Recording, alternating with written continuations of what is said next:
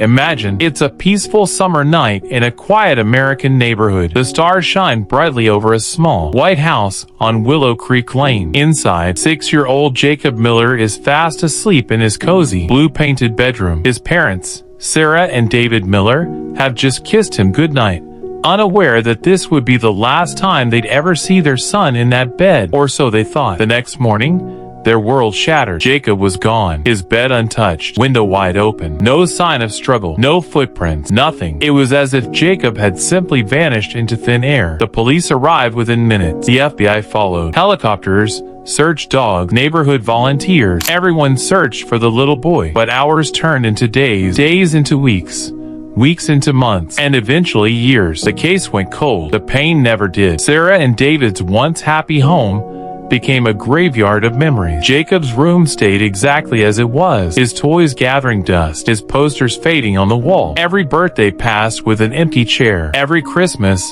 an unopened present. Friends and family whispered theories. Maybe he was kidnapped. Maybe he ran away. Maybe something worse. But no one had answers. Only questions and heartbreak. 25 long years went by. Then, one ordinary day, when hope was all but gone, a hidden camera revealed the unimaginable. What it captured would not only expose a horrifying secret buried for decades, but would also shake the entire nation to its core. This is that story. Before we dive into this unbelievable true story, make sure to hit that subscribe button and turn on the bell icon so you never miss such shocking, emotional, and real-life stories from across the United States. Welcome to Unsolved Chronicles, where we bring you the most gripping, emotional, and mind-blowing stories that prove truth really is stranger than fiction. Today's story is not just a mystery, it's a heartbreaking journey of loss, secrets, and an unimaginable twist. After 25 years. It was supposed to be a normal, happy morning in the Miller household. The sun had just started to rise, casting a soft golden glow over the quiet neighborhood of Willow Creek Lane. Birds chirped outside. The smell of coffee filled the air. Everything felt peaceful until Sarah Miller walked into her son's room. The moment she stepped inside, her heart stopped. Jacob's small bed was empty. The blanket was still neatly tucked in, like he had never even laid down. His favorite stuffed dinosaur sat untouched on the pillow. But Jacob was gone, completely gone. For a moment, Sarah froze,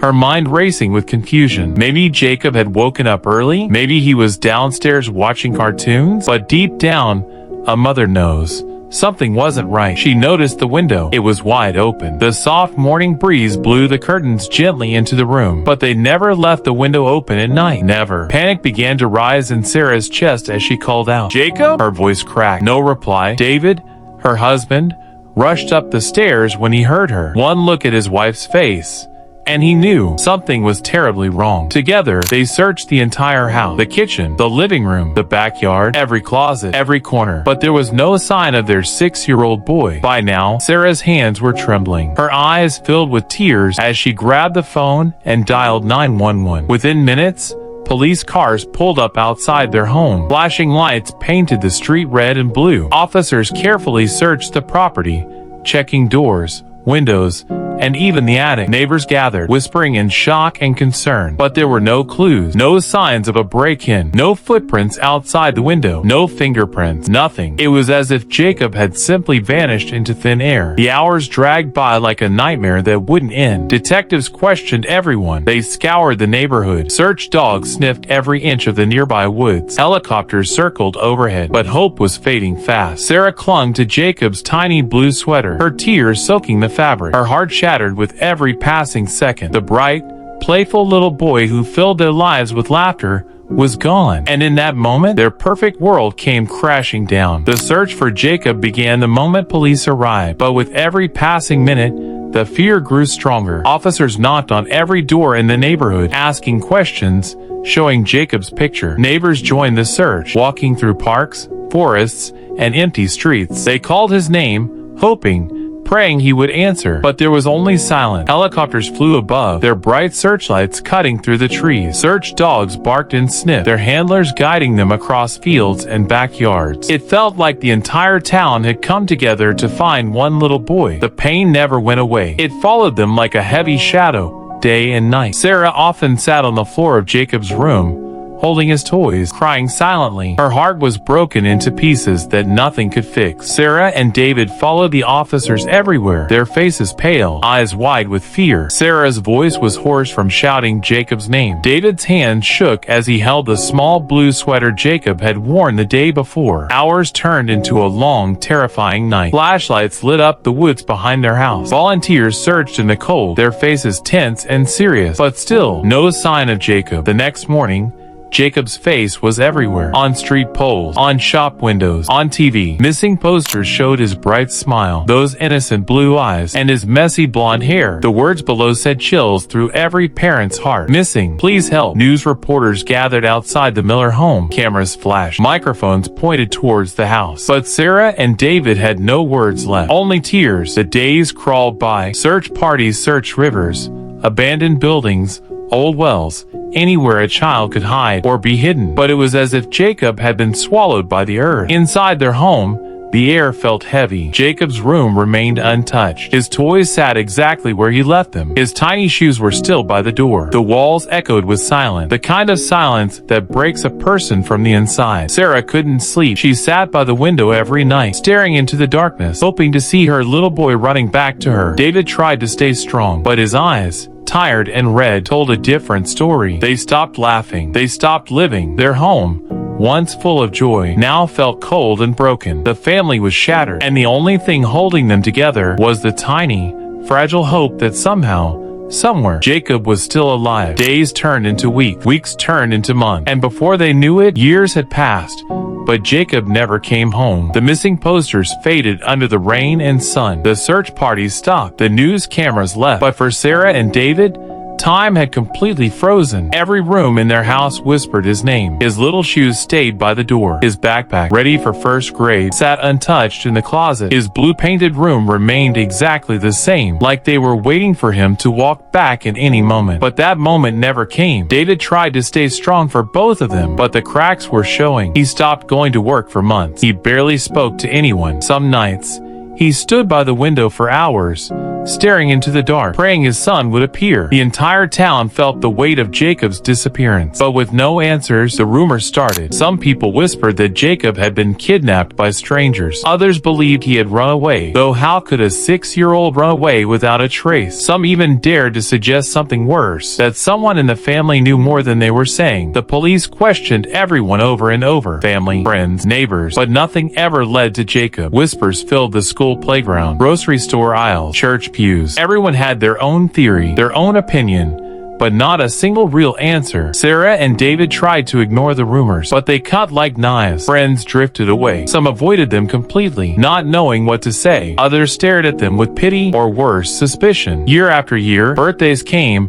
and went with an empty chair at the table. Christmas gifts remained unopened under the tree. His friends grew older, moved on, but Jacob was frozen in time, always 6 years old in their hearts. And as the years passed, one heartbreaking question never left their mind. Where is Jacob? And why couldn't they find him? 25 years is a long time to live with pain. For Sarah and David Miller, every corner of their house held a memory. Every wall, every photo frame, every piece of furniture whispered stories of a little boy who vanished and never came back. The blue room upstairs, once filled with laughter and toys, stayed untouched for all those years. His small bed, his tiny shoes, his favorite books, everything remained frozen in time. It became more than a room. It became a shrine, but it also became a prison for their heart. At first, they held on, believing Jacob would return any day. They couldn't bear to change a single thing. But as the years passed, hope slowly faded, replaced by heavy grief and unbearable silence. The house,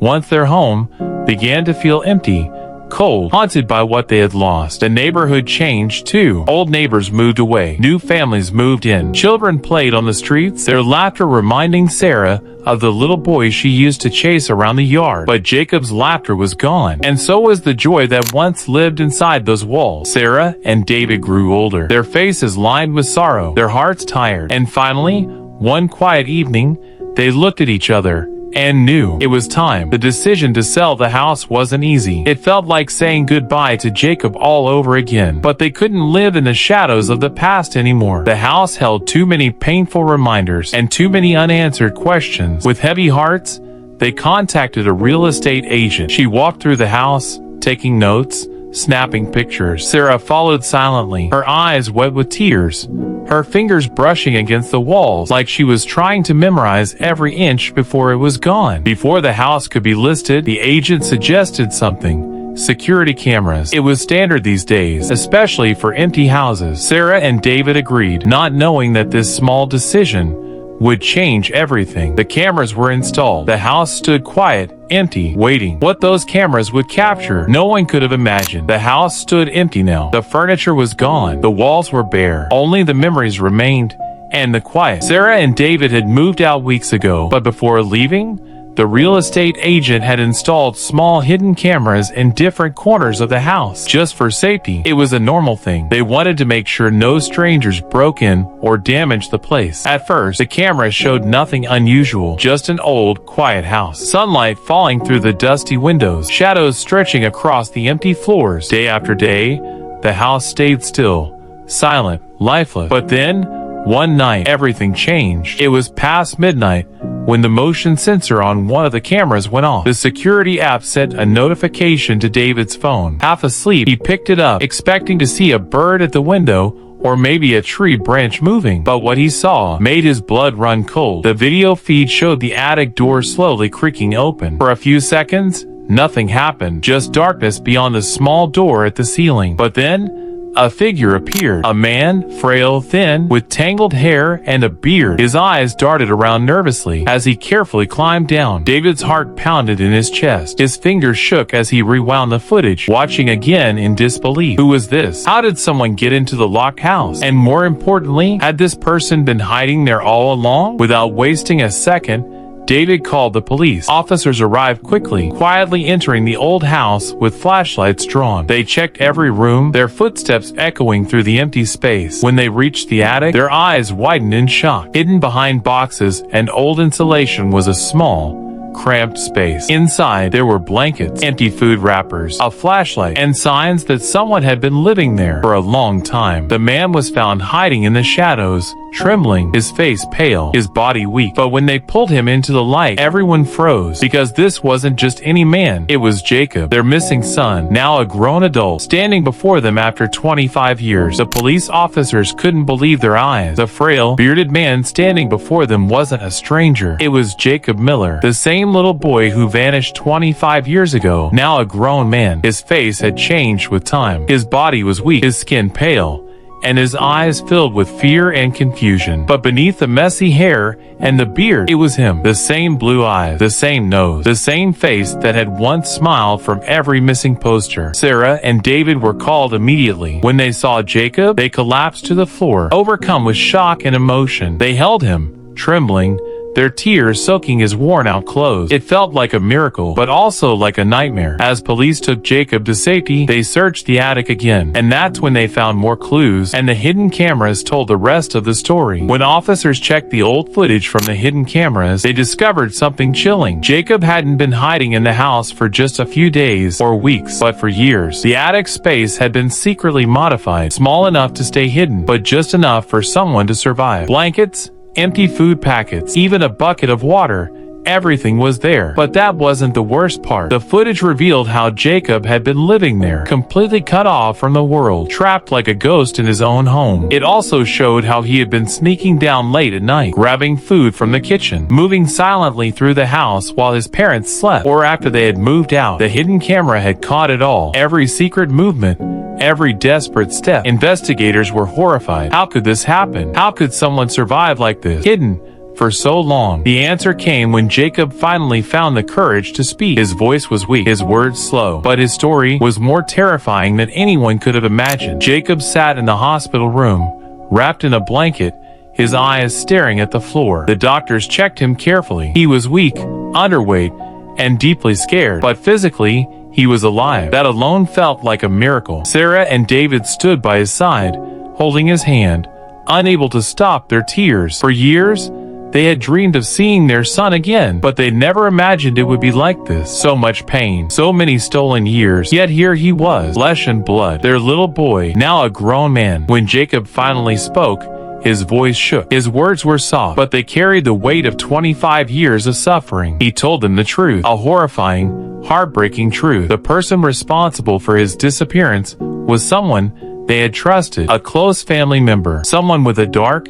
disturbed mind, who had taken Jacob that night, hidden him away, and kept him trapped in the attic. For years, Jacob lived like a prisoner in his own home, afraid, isolated, silenced. He had tried to escape many times, but the door was always locked, and his spirit broken. Sarah's heart shattered all over again as she listened. David's fists clenched with anger. The pain of knowing their own family had done this was almost too much to bear. The police acted quickly. The family member responsible was arrested. The whole town watched in shock as the truth came out. News stations covered the story for weeks. Reporters called it one of the most shocking discoveries in American history. But for Sarah, David, and Jacob, this wasn't just a news story. It was their life, their pain, their long-awaited reunion. The healing wasn't easy. Jacob struggled to adjust to the world outside. Everything was new, strange, and overwhelming, but his parents never left his side. They promised to help him, no matter how long it took. Slowly, day by day,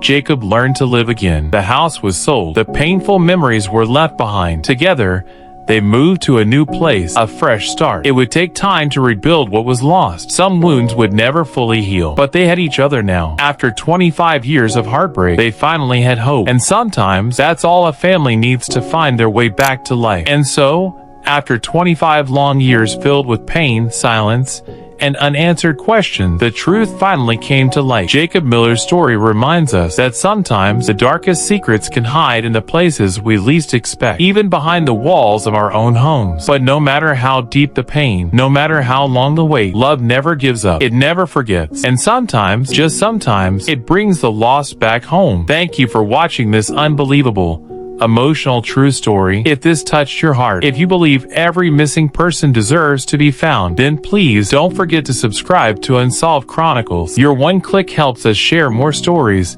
that deserve to be heard. Stories of hope, loss, and the truth that always finds a way to rise. We'll be back soon with another story you'll never forget.